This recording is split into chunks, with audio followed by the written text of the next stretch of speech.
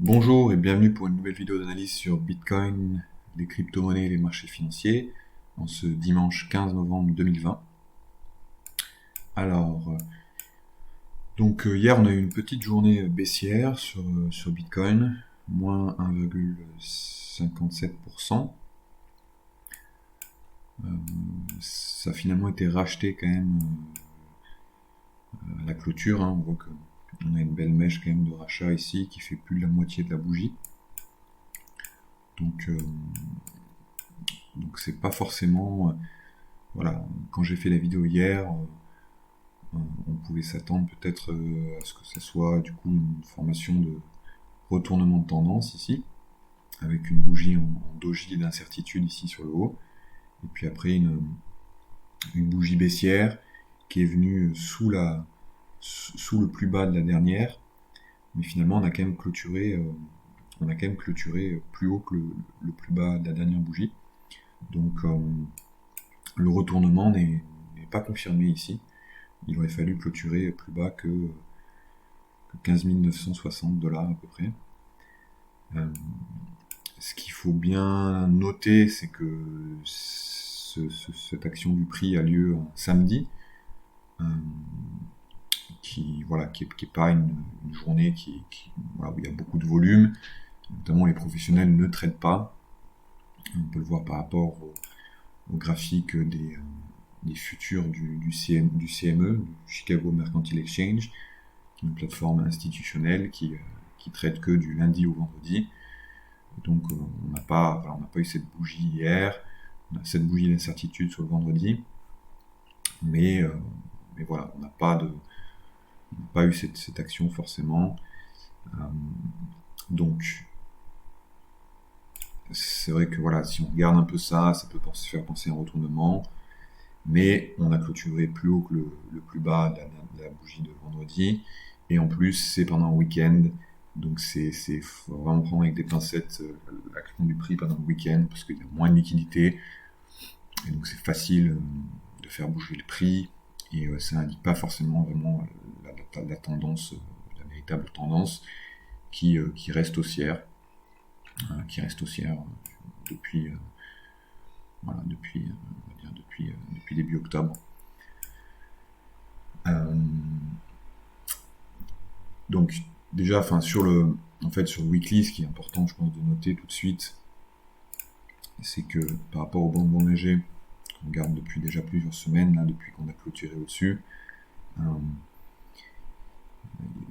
en fait, si on clôture ce soir la bougie semaine sur les graphiques crypto qui trade tous les jours, au-dessus de la bande Bollinger supérieure, qui se trouve actuellement à 15 150, ça laisse présager à une continuation haussière pour la semaine prochaine, et sans doute des plus hauts sur cette montée, donc sans doute un dépassement peut-être de 16 500. Donc à surveiller où est-ce qu'on clôture ce soir la bougie semaine, à 1h du matin, je crois, parce que c'est l'heure de Londres, la clôture. Sachant que voilà, sur le graphique CME, on a déjà clôturé la semaine, donc vendredi soir, et on voit qu'on a clôturé au-dessus de la bande Bollinger supérieure, donc ça laisse présager à une continuation haussière dans les semaines à venir. Bon, on a quand même ce niveau ici à 16 600, qui a été une belle résistance ici, qui a marqué la fin du bull run. Le graphique CME a commencé vraiment au top, mais c'est le dernier niveau, voilà, c'est le dernier niveau un peu où il faut faire attention. On avait ce niveau-là aussi, des 11 200, qui était voilà, un niveau important, résistance ici, là on l'a même pas atteint. Et puis là on l'a dépassé légèrement et ça a été rejeté, mais ça a été maintenu sur la moyenne 20, là, à 20 semaines. Donc là c'est vraiment le dernier des mohicans un peu. Bon, après on aura aussi le plus haut historique à 20 700 à peu près. Si on regarde voilà, c'est vraiment ce niveau là, les 16 250 qu'il faut surveiller. On l'a dépassé très largement cette semaine pour l'instant, et là on se situe juste en dessous. Donc à voir si on le dépasse. Les bandes Bollinger semblent nous indiquer qu'on va le dépasser là dans les jours à venir. Mais voilà, faut faire attention parce que c'est quand même un niveau important qui a marqué un gros rejet et qui a enclenché une phase baissière de 3 ans quasiment. Ensuite, si on le dépasse, la target c'est le plus haut historique à 19, 20 000, ce qui ferait une appréciation du prix encore de 20%. Si on regarde sur les plus petites périodes de temps, ce qui s'est passé un peu, voilà, on a eu vraiment, voilà, en fait ça c'est l'action pendant le week-end, ça a poussé vers le bas, et on est venu retester ce niveau qui est très important aussi, là, les 15 700, 15 800, qui était le précédent niveau de résistance. Donc c'est très bien qu'on soit venu tester, racheter, tester une deuxième fois, racheter encore, des belles bougies de rachat ici. Sur le volume, est-ce qu'on a... Là on a un petit volume qui est intéressant. Encore une fois c'est le week-end, donc le volume va être moins important. Mais c'est très très bien qu'on ait gardé ça, parce que si on perdait, je pense qu'on pouvait vraiment retracer tout le mouvement haussier. Et donc voilà, garder c'est très positif, c'est très bien.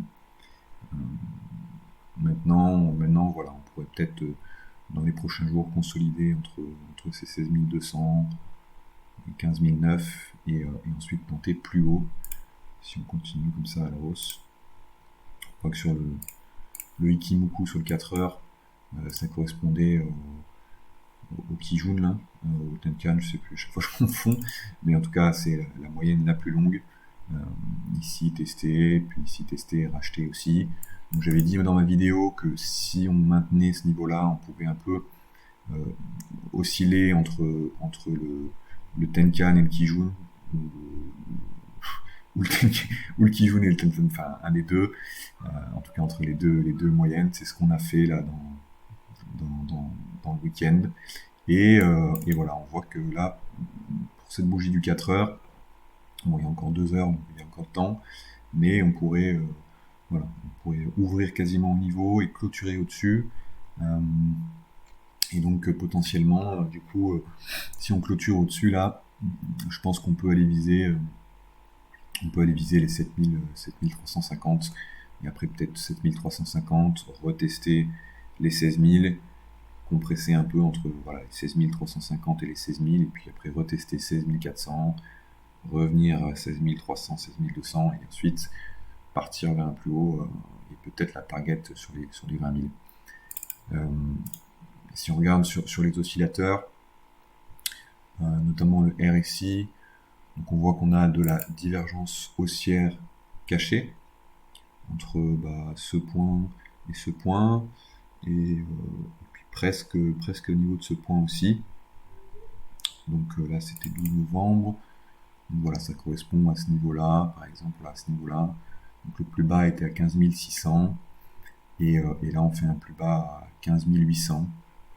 Donc on fait un plus haut bas, mais le RSI fait des plus bas bas, donc c'est une divergence haussière cachée de continuation qui indique que la tendance haussière peut continuer, avec le stochastique qui croise vers le haut ici. On peut voir peut-être une ligne de tendance qui pourrait se dessiner. On avait celle-ci que j'avais dessinée hier qui a pas joué, mais il y en a une autre ici qu'on peut voir et qui est présente depuis le 4 septembre. Donc voilà, depuis en fait le bottom là à 10 000. Donc c'est quand même assez puissant, et ça indique que ça pourrait indiquer en tout cas que ce mouvement haussier qui a commencé en début septembre n'est pas terminé. Il pourrait se poursuivre. Voilà, sur les plus petites encore. Donc bon, le 1 heure qui est haussier. On avait divergence haussière cachée aussi de là à là, même jusque là sur le 1 heure. On a la volatilité qui a bien baissé sur les petites périodes de temps, donc on pourrait avoir un mouvement de volatilité bientôt. Voilà, c'est quand même assez bas, donc quand ça, quand ça, quand ça pop, voilà, c'est là, ça on a dépassé, c'est le moment où on a dépassé les 15 700 ici. Là, ça a précédé un gros mouvement. Là aussi, ça a monté un peu. Là, ça a précédé aussi un gros mouvement de quasiment 2000 $. Donc, on pourrait avoir de la volatilité prochainement. On voit que sur les Kimoku, hier j'avais dit qu'on pouvait voilà, peut-être consolider dans le nuage vert, dans le nuage haussier. C'est ce qu'on est en train de faire. On a un croisement haussier là, entre le Tenkan et le Kijun, donc la petite moyenne qui croise au-dessus de la plus longue. Au sein du nuage, donc c'est une configuration haussière, c'est un signal d'achat ici modéré, c'est pas le signal d'achat le plus, disons, qui aura le plus de force. Celui qui a le plus de force, c'est celui qui a lieu au-dessus du nuage, comme ici, on voit que ça croise à la baisse, et là, quand ça recroise à la hausse, au-dessus du nuage vert, voilà, ça produit un signal d'achat qui est fort. Là, le signal d'achat est un peu plus faible, mais il est quand même à considérer. Et comme je le disais à l'instant, en fait, si ça, je pense que sur le 4 heures, on clôture au-dessus des 16 000 $, on peut aller chercher voilà, peut-être le haut du nuage à 16 250, peut-être dépasser un peu à 16 300, sachant que là, voilà, on pourrait revenir tester ensuite par la suite les 16 000 $. Donc, je vois bien peut-être quelque chose comme ça, on passe un peu, hop, puis, et puis après comme ça. Donc on verra sur 2 heures. Voilà, 2 heures, on est venu tester le nuage ici. On trouve de la résistance au niveau du Kijun. Donc pareil, peut-être un peu une compression jusqu'au Tenkan à 16 000 à peu près. On a potentiellement un beau support là autour des 16 000 $ qui se dessine. Stochastique en haut sur le 3 heures, sur le 2 heures. Sur le 3 heures, pareil, stochastique en haut, divergence haussière cachée. Avec donc là on a un croisement baissier au-dessus du nuage vert, donc c'est les croisements baissiers les plus faibles, et puis on voit que on pourrait recroiser tout de suite là. Je pense que si on clôture 3 heures là dans une heure 51 dans ces zones, potentiellement le Kijun, la ligne bleue pourrait, la plus courte, recroiser au-dessus de la plus longue, et donc là produire un signal d'achat fort sur le 3 heures.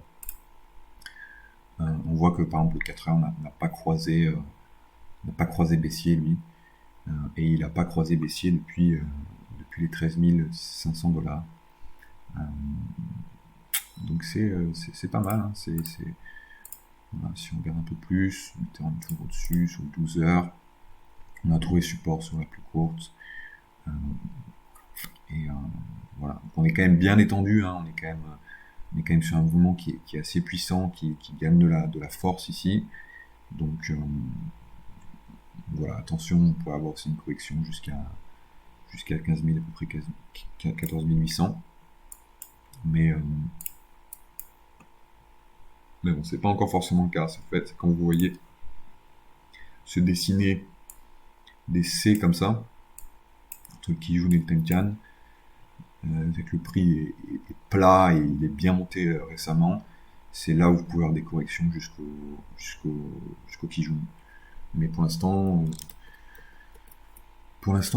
c'est pas encore ça, quoi. Là, on est toujours en train de monter. Donc, si on regarde juste pour comparer sur le CME, voilà, on est toujours en fait dans une période ascendante et presque en train de se rapprocher. Donc ça peut montrer qu'on va pousser davantage. Si on regarde sur les plus petites périodes de temps, 4 heures pareil, une heure qui croisait vers le bas, mais voilà, ça c'était sur le CME. Tac, donc ça c'est pour le wiki. Est-ce que bon, de toute façon les moyennes elles vont indiquer à peu près la même chose, hein. Voilà, sur 4 heures, je n'en avais parlé hier, la moyenne jaune ici, l'exponentielle à 21 périodes, qui est un bon indicateur de la tendance en fait. Et si on perd et on commence à être rejeté au niveau de là, c'est que la tendance sur la période de temps en question se renverse. Comme j'avais dit hier, en fait, on voit que depuis le début de ce mouvement haussier, depuis le début, voilà, depuis là à peu près, on trouve support aux alentours de la moyenne à 21, la jaune. Éventuellement, on va jusqu'à la verte, la 50 ici. Mais voilà, quand on clôture en fait en dessous, on a des bougies de rachat. Voilà, bougie de rachat, bougie de rachat, bougie de rachat. Et là aussi, vous voyez que ça fait quand même un bon support à chaque fois et c'est une bonne zone pour éventuellement racheter. En tout cas, c'est pas, je donne pas de conseils financiers, je regarde simplement ce que moi j'ai fait ou ce que j'aurais fait. J'expliquerai pas forcément mes positions, mais en tout cas, mon analyse, c'est là que je constate, c'est que la tendance haussière n'est pas invalidée tant que voilà, tant qu'on regagne, tant qu'on trouve support au niveau de la 21 sur le 4 heures, la jaune. Et c'est ce qu'on a fait ce week-end. Donc pareil, c'est une bonne indication aussi de ce que potentiellement voilà, c'était simplement le retest du support, enfin de la précédente résistance qui devient support avec des belles bougies de rachat, et puis potentiellement qui dessine une continuation haussière avec les divergences haussières cachées qu'on a vues. Voilà, on pourrait clôturer au-dessus de la moyenne simple à 10 ici, là, qui est vers les 16 060 à peu près. Pour l'instant, ça rejette un peu. Pareil, on voit que quand la 10 en fait se rapproche à chaque fois là sur ce bull run de la 21, bah, boum, ça rebondit. Boum, ça rebondit. Peut-être que ça va faire la même chose ici. Là, on voit aussi, ça se rapproche, ça rebondit, ça se rapproche, ça se rebondit, ça se rapproche, ça rebondit. Et puis là aussi. Donc, voilà. Donc c'est pareil, c'est une autre indication que pas mal de choses qui montrent que ça pourrait continuer. Là, on voit sur le daily que c'est la 10 qui fait support ici. Hein. Ou pareil, je pense que tant qu'on la perd pas sur le daily, à peu près 15 700, c'est plutôt bien pour une continuation haussière. Toujours avec quand même une méfiance. Hein. Faut faire attention parce que l'on arrive à des niveaux qui sont assez élevés. Et notamment ce niveau-là, avec 16 275 qui ont fait une grosse résistance et qui, comme vous le voyez ici, en fait, ça a vraiment marqué le retournement de la tendance sur le graphique semaine et le début d'un marché baissier de quasiment 3 ans. Donc cette semaine est assez importante. Hein. Je pense que voilà, si on arrive à passer ce niveau, les 16 200 à peu près, ce sera très bien et on pourra envisager les plus hauts historiques. Peut-être un truc que je voulais montrer également par rapport au précédent cycle. Si je l'ai là, je peux le montrer ici. On va se mettre, hop. Voilà. Donc là, on va mettre comme ça. Donc là, je compare par rapport, en fait, à ici, c'est le précédent, c'est le précédent. C'est le précédent bull run, le précédent cycle, vous voyez, le top en 2013. Et du coup, novembre 2016, le halving, le précédent halving avait eu lieu là en juin, début juillet 2016. Et donc je regarde, j'essaie de comparer, si vous voulez, entre pour voir ici comment s'est comporté le prix quand on s'est approché du plus haut historique, un peu comme ce qu'on est en train de faire ici. Mais par rapport du coup au précédent cycle, vous voyez que on dirait qu'on est en train de faire cette montée là verticale vers le plus haut historique de l'époque. Et vous voyez qu'après quand même ça a corrigé sévère. Dès qu'on a touché quasiment le plus haut, on a corrigé de 33%. Donc effectivement on voit qu'on monte à la verticale ici, donc il faut faire attention. Il faut faire attention si on arrive et qu'on fait 30%, on pourrait recorriger vers les 13 000.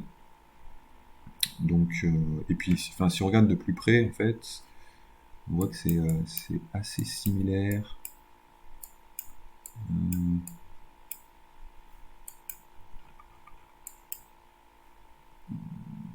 Pas trop forcément, mais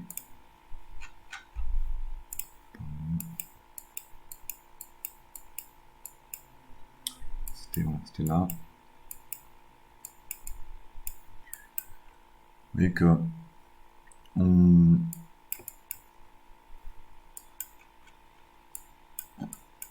là on a le halving au précédent cycle ici en début juillet 2016. Le halving cette fois-ci a eu lieu un peu plus tôt dans l'année, 2 mois avant à peu près, c'était là.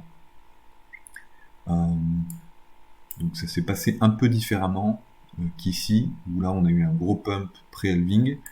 On a aussi eu un pump là pré-halving, mais on a eu un énorme dump avant, ce qui n'était pas forcément produit. Le dump avait eu lieu plutôt ici.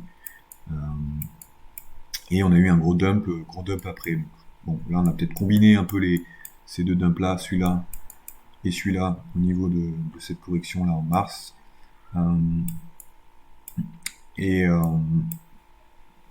Donc bon, là c'est un peu différent. On a peut-être voilà, cette correction qui pourrait correspondre à celle-ci. Et en tout cas, après, en fait, quand on trouve un palier comme ça aux alentours des 500, sachant que le plus haut c'était à 1000, donc c'est la moitié en fait, 50%. Bah là c'est pareil en fait, on trouve un palier à 10 000 qui est la moitié des 20 000 du plus haut historique. Et à partir du moment où on trouve ce palier, on commence une montée en fait qui nous ramène au plus haut historique. Et une montée assez puissante. Et donc là, on est dans cette montée-là. On est dans cette montée. On voit que on a vraiment cette même période-là où on retrace le dump ici, où ça monte mais assez tranquillement. Hop, et quand on dépasse une belle bougie de dépassement là, et puis on a ensuite un peu de consolidation haussière, avec des beaux supports qui sont trouvés en tendance haussière. Voilà, près de ces niveaux. On a aussi eu en fait là ce niveau-là qui correspond en fait à ça. On l'a eu plus tôt dans le cycle, c'est le retracement des 0,618, à peu près 2 tiers, 13 900 par rapport à 20 000, c'est à peu près 2 tiers, c'est le 0,618. Je sais pas si j'ai le... Voilà, 0,618 par rapport au top. Le top qui était à 19 625 à peu près, et le bottom qui était à 3000 à peu près. Vous voyez que c'est le 618 ici. Et là, bon, voilà, c'est le 618 ici. Voilà. Donc on l'a eu plus tôt, et en fait on voit que de la même manière, en fait ici, on consolide, on chope un peu aux alentours de cette zone des 0,618 qui constitue un gros rejet la première fois, et puis finalement, boum, ça passe au-dessus. Donc à mon sens, on est vraiment, en fait, du coup, on est là, quoi. On est, hop, on est ici, sur la première jambe.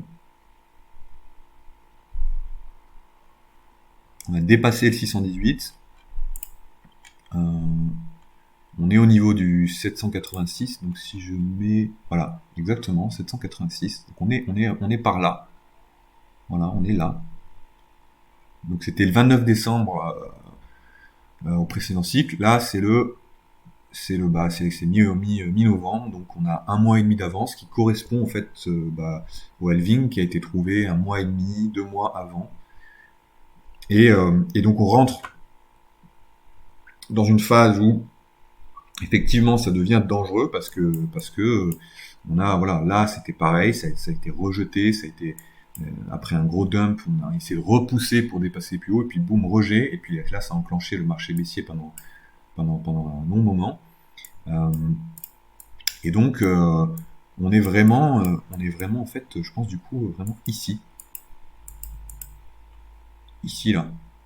Donc on a encore une belle jambe voilà, voilà, 16-20%, un peu comme j'expliquais là, 16-20% qui nous amènerait vers les 19 et 20 000. Et puis attention là, parce qu'après, boum. Donc voilà, si je prenais les positions ici, pas falloir être trop, faudrait pas que je sois trop gourmand parce que je peux très vite me retrouver dans une position compliquée et en perte. Et du coup, tac tac tac, bah, on voit qu'on a retesté le 618 sur le dump, donc ça veut dire que on pourrait retester ici les 13 300 après une montée. Et puis c'est arrivé assez vite, quoi. Donc, donc moi je vais faire attention à ça. Je vais faire attention à ça. Et après, du coup, euh, on voit que là, pareil, quand deuxième poussée où là on l'a dépassé, mais encore une fois, et là j'imagine que ça va retester voilà, 786. Donc laisser monter jusqu'au 1,272, un peu moins. Donc 1,272, ouais, peut-être on va peut-être aller 2000 après et retester les 16 000 ensuite. Mais voilà, faut faire attention, ça va être les derniers instants un peu cruciaux à gérer. Et après, une fois qu'on aura confirmé au-dessus du précédent plus haut historique, je pense qu'on pourra, on verra les gros gains. Et voilà ce que je voulais dire sur Bitcoin. Donc, ah oui, un autre truc, c'est du coup là, on a dépassé en mars 2017, fin mars 2017, et finalement la confirmation au-dessus a eu lieu en avril 2017. Donc si on considère qu'on est 2 mois en avance cette fois-ci, ça ferait la confirmation, on peut être quasiment en mai, début mars 2021. Début mars 2021.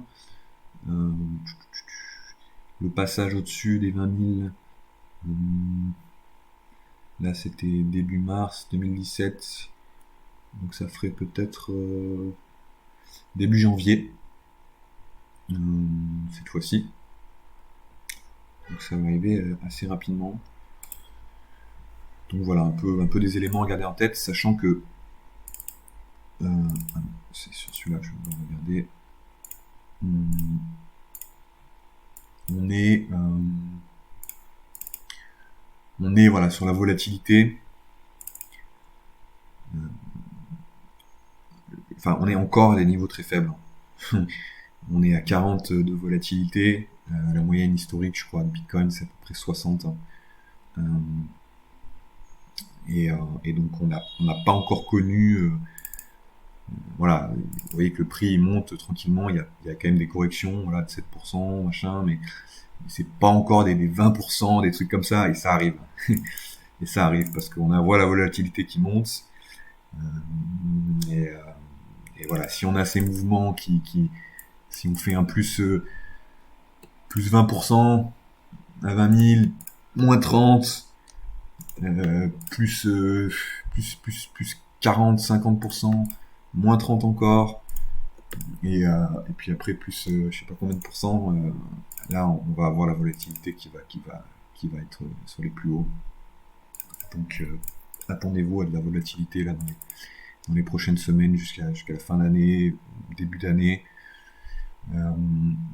Donc voilà, soyez patients, faites attention, enfin en tout cas moi je ferai attention à ça. Voilà. Voilà pour Bitcoin. Du coup les altcoins, voilà, pour moi c'est pas encore le moment, hein, parce que tant que Bitcoin est haussier comme ça, je vais pas m'amuser à jouer les altcoins. Voilà, si Bitcoin fait cette poussée vers les 20 000, je pense que la dominance de Bitcoin va dépasser le niveau des 66 là. Et peut-être aller même jusqu'à 75, on verra. Mais voilà, sur Ethereum, compte Bitcoin justement qui permet un peu de mesurer. Comme je l'avais dit hier, on a cette ligne de tendance comme ça, on pensait l'avoir dépassé, rejet, retest, rejet encore. Puis là aujourd'hui ça perd un petit peu pour l'instant. Et je pense que si Bitcoin pousse vers les 20 000 et connaît cette volatilité là, les altcoins devraient souffrir un peu. Après ça se rapproche des niveaux voilà, c'est 0,618 aussi hein, qu'on a testé là, sur ce mouvement haussier. Donc voilà, ça se rapproche des moments où les altcoins vont mettre un bottom face à Bitcoin. Mais je pense que tant que Bitcoin n'a pas confirmé au-dessus des 20 000, pour moi c'est encore risqué de jouer les altcoins parce que ça peut bouger pas mal. Euh, mais, mais ça va très vite changer en fait. Des Bitcoins s'approcher du plus haut, ça peut, voilà, si Bitcoin fait cette poussée comme ça de 20%, bah, les ratios contre des altcoins contre Bitcoin, ils vont tomber. Puis dès que Bitcoin va dumper comme ça, les ratios ils vont remonter. Et puis je pense que voilà, si après ça remonte comme ça, et je pense que du coup les altcoins elles vont venir plus bas ici. Donc voilà, long terme, je pense que c'est des bons endroits pour commencer, mais enfin, je pense que sur semaine par exemple, on a quand même une belle bougie de rachat ici sur un gros niveau. Donc voilà, c'est les moments où je pense que voilà, il faut commencer à y penser, il faut commencer à regarder. Et on se rapproche des moments, mais voilà, c'est les prochaines semaines qui vont le déterminer. Voilà, ça va être un peu ces semaines un peu cruciales. Euh, mais, euh, mais si on a un plan, si on a un plan, je pense que c'est jouable. Voilà, mon link, pas de nouvelles. Euh, Monero, belle bouille de rachat quand même sur semaine. Voilà, là on est quand même sur le stochastique très très bas sur le daily. Il y a assez d'équipes croisées, donc on se rapproche des moments. Mais méfiance à ce que Bitcoin n'explose pas tout. On a quand même là sur Litecoin une triple divergence haussière sur le daily. Donc c'est pareil, c'est les moments où ça va arriver. Mais c'est pas encore tout à fait là pour moi. Le Zcash qui peut croiser sur Weekly. Voilà. Je vais pas faire le tour tout ce qui est le marché classique, actions, or, pétrole, taux, parce que on l'a déjà fait, enfin hier, du coup, ça n'a pas bougé du coup forcément. Juste le pétrole qu'on n'a pas fait hier, on peut regarder. Hop, donc, le pétrole un peu. Ouais, j'avais plus mes dessins, mais si j'avais cette target à peu près à 41. Voilà, peut-être un peu de correction à 39 ici. Et puis après, je m'attends peut-être à une petite range entre 39 et 41. Et puis après, je m'attends à 43. Et une nouvelle 43. Et puis 40, nouvelle range. Et puis après, voilà, après potentiellement 47, 53, 60. Mais ça va prendre du temps. Ça va prendre du temps. On est en train de faire, en fait, c'est une formation de bottom, en fait, là, sur le pétrole. On voit on a de la divergence haussière ici sur le daily, avec le prix qui fait des plus bas, divergence haussière standard, donc le retournement de tendance. On a le prix qui fait des plus bas, mais le RSI qui fait des plus hauts. On a le stock daily qui croise vers le bas ici, donc c'est pour ça que je me dis peut-être correction jusqu'à 39, voire 37,40.